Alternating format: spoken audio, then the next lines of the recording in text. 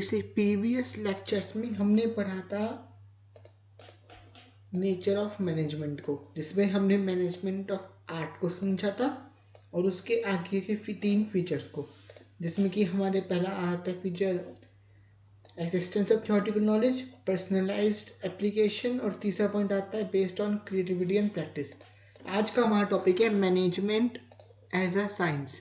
इसमें जो पहला पॉइंट है वो आता है कि साइंस एक सिस्टमेटाइज बॉडी ऑफ नॉलेज है, यानी जो साइंस है वो एक सिस्टमेटाइज पूरी बॉडी ऑफ नॉलेज है जो कि एक्सप्लेन करती है जनरल ट्रुथ्स को। जो चीज असलियत में है उससे साइंस एक्सप्लेन करती है।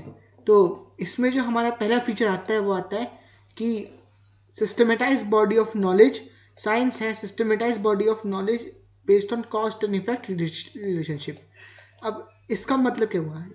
इसका मतलब ये हुआ कि साइंस एक सिस्टमेटाइज बॉडी ऑफ नॉलेज है, यानी कि जितनी भी आपने देखा हो केमिकल्स हैं ये सब एक सिस्टम में लगे हुए होते हैं। अब जैसे कि साइंस है उसका एक सिस्टम है कि हाँ इसके बाद ये है, इसके बाद ये है। अब क्या मैनेजमेंट में भी ऐसे कुछ है? हाँ है, मैनेजमेंट में भी सिस्टमेटाइज है काफी कुछ। मैनेजमेंट में ऐसा थोड़ा है कि हम पहले ये कर लेंगे फिर वो कर लेंगे, लेकिन मैनेजमेंट में भी सब कुछ सिस्टमेटाइज ही चलता है। तो हम ये कह सकते हैं कि ये मैनेजमेंट के साथ इन्वॉल्व हो जाता है। अगला पॉइंट आता है principle based on experimentation and observation. अब इसका मतलब ये हुआ कि साइंस में जो प्रिंसिपल्स होते हैं वो किस पे बेस्ड होते हैं? वो बेस्ड होते हैं हमारे एक्सपेरिमेंट्स पे और हमारी ऑब्जर्वेशन पे।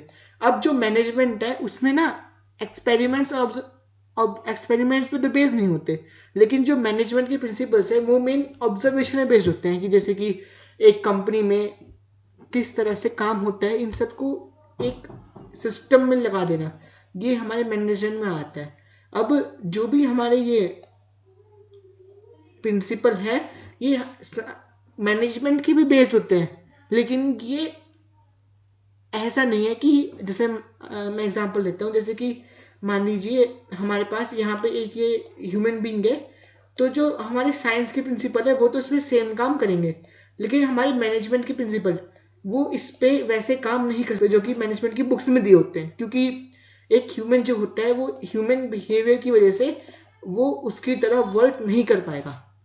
जो हमारे मैनेजमेंट के प्रिंसिपल्स है वो इस पे ढंग से वर्क नहीं कर पाएंगे, क्योंकि ये एक ह्यूमन है और ह्यूमन जो होता है वो एक सोशल नेचर का होता है। उसका जो बिहेवियर है वो टाइम टू टाइम चेंज होता रहता है। इसकी वजह से हम ये सेकंड पॉइंट जो है वो हम मैनेजमेंट का कंसिडर नहीं करेंगे। अगला जो हमारा पॉइंट आता है वो आता है कि एक प्रिंसिपल ऑफ मैनेजमेंट में not extract as principles of pure university, यानी कि जो हमारे साइंस है वो यूनिवर्सली भी एप्लीकेबल है, ऐसे हमारे मैनेजमेंट के भी यूनिवर्सली एप्लीकेबल है। तो ये वाला पॉइंट भी अब मैच होता है। तो अब इसके लगभग ये वाला पॉइंट और थोड़ा बहुत ये वाला पॉइंट, ये दोनों मैच तो हो रहे हैं।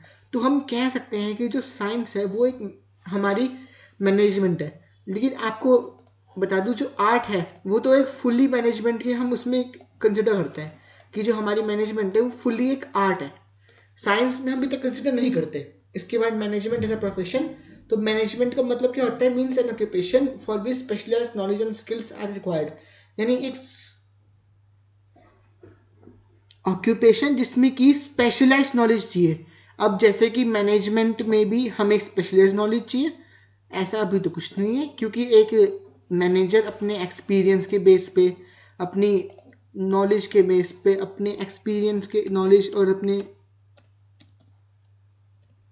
एक्सपीरियंस के बेस पे, अपने नॉलेज के बेस पे, अपने नॉलेज के बेस पे, अपने वर्क के बेस पे, तो अब जो हमारा वो है वो इन सब के बेस पे देखा है तो कि हम किसी को भी एक मैनेजर कंसिडर कर देते हैं ऐसे में इन तीनों के बेस पे। तो इसकी वजह से एक हम इसे ये नहीं कह सकते कि ये प्रोफेशन है, लेकिन इसकी एक well defined body of knowledge है मैनेजमेंट की।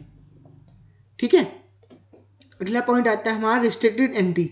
अब मैनेजमेंट में कोई रिस्ट्रिक्टेड एंटी है नहीं, जैसे लॉयर के लिए जो होता है वो क्लैट का पेपर होता है, ऐसी मैनेजमेंट के लिए होता है, सॉरी डॉक्टर के लिए होता है जैसे कि मेडिकल काउंसिल ऑफ इंडिया जो कि अपना नीट का पेपर निकालती है।